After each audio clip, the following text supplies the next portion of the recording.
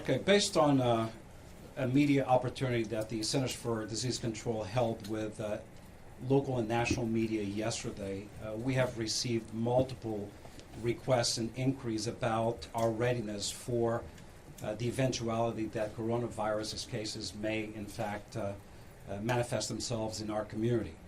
I want to begin by saying that at this point, I'm not an alarmist. At this point, I do not have any first-hand knowledge of any case involving the coronavirus here in the South Florida community, not only in Miami-Dade, but in the South Florida community, quite frankly, across the state of Florida. However, there are known cases across the country with a heavy emphasis in the West Coast. In fact, I just read that the state of California has been put on emergency status.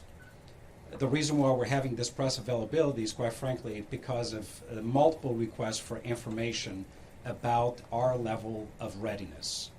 I want to also say that I thank Mayor Jimenez for, we received information yesterday that he is planning to have a meeting to which we were invited to take place tomorrow to consider a community-wide plan on our response for the coronavirus, and I'm thankful for his leadership.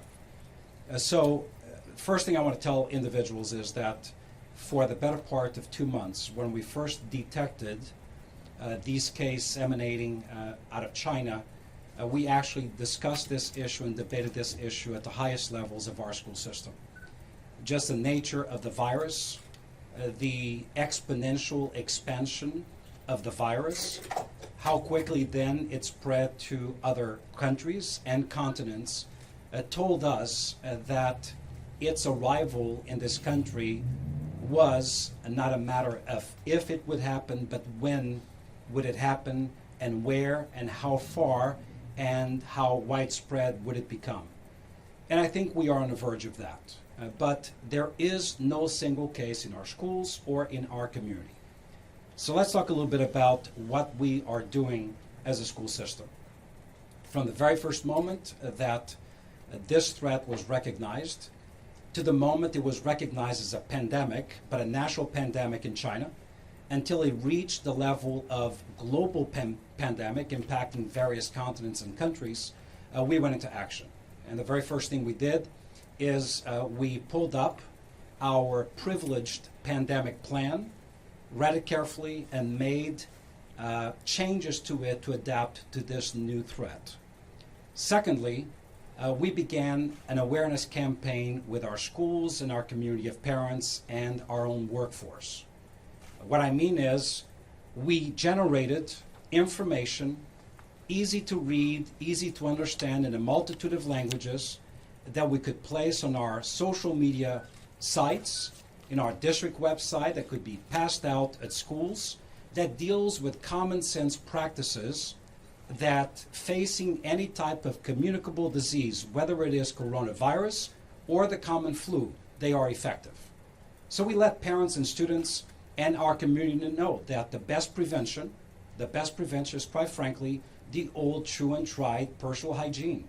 Wash your hands frequently, up to 20 seconds with water and soap.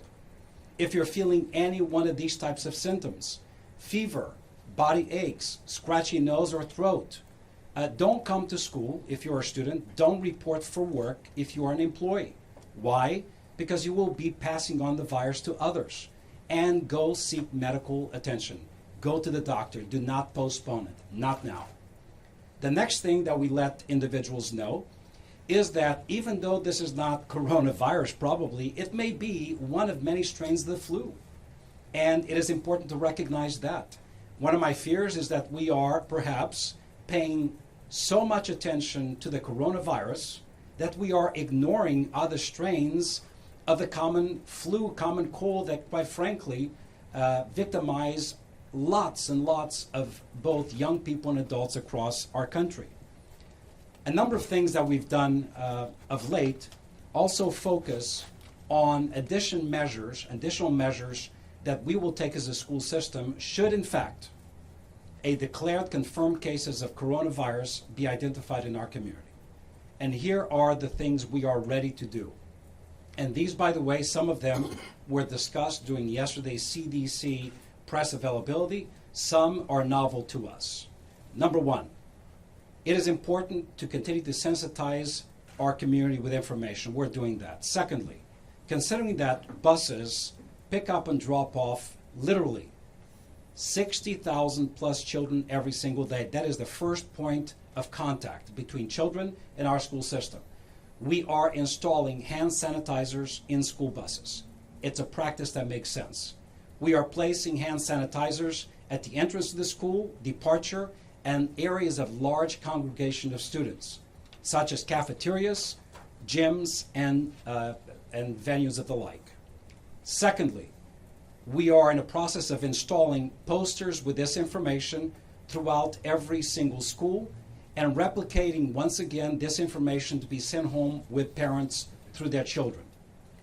Next, and I thought that this was important, in the eventuality that we may have to close a school or schools, we are ready to deploy digital resources, personal devices. In fact, it was determined today we have in excess of 200,000 devices. If we have to shut down a school for any reason, and that's a measure of last resort, or isolate classrooms of students where they would have to stay home, we are able to empower those students and families with devices with digital content so their education continues from a distance with digital content that's standards aligned, age appropriate, grade level appropriate.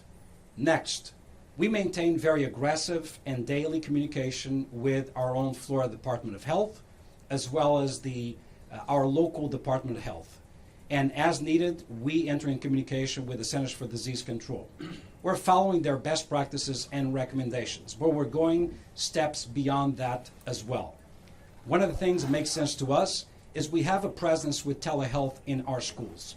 We have a presence with a means by which, real time, our employees can dialogue, convey symptoms to healthcare providers. We are putting on a fast lane communication with a number of local health entities to bring telehealth to our school clinics. In the case of an emergency, in the case of a declared symptomatic case that may lead to coronavirus, it is important to have that direct, instantaneous communication from the school, from the clinic, between a nurse and a health provider, let's say Nicholas Children's Hospital, without creating panic, but being able to communicate the information as quickly as possible. Part of this game is to eliminate layers, therefore eliminate time-consuming steps that would lead to the stabilization of these conditions. Critically important.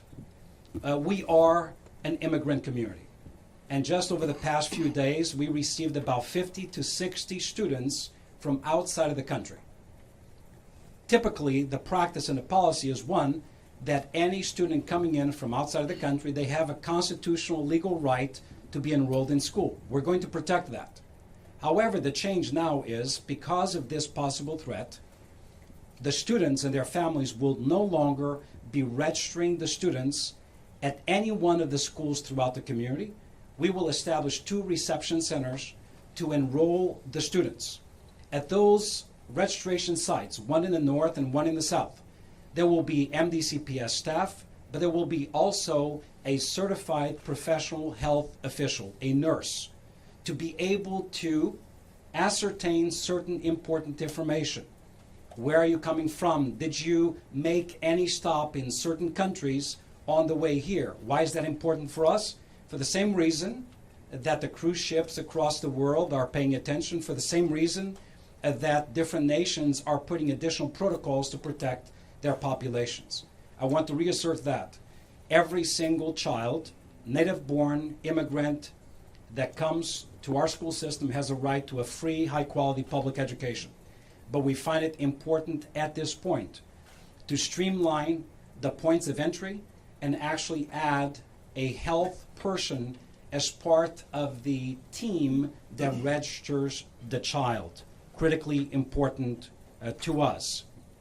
We will be providing over the next few days, and the go-live date for all these initiatives is this Friday, PSAs, public service announcements. We are putting together teaching videos, anywhere between 3 and 5 minutes, to to be shown in every single school to sensitize our community of teachers, parents, and students on what the coronavirus is, what it is not, the precautions, the safeguards, and the preventive actions that we can all take as a community. This is important because we know Miami-Dade County Public Schools provides education to about 500,000 students every single year. 350,000 pre-K-12, an additional 150,000 adult learners. We transport over 60,000 kids every single day. We feed in excess of 250,000 students. If there is one entity where we have an opportunity to educate, to engage in prevention,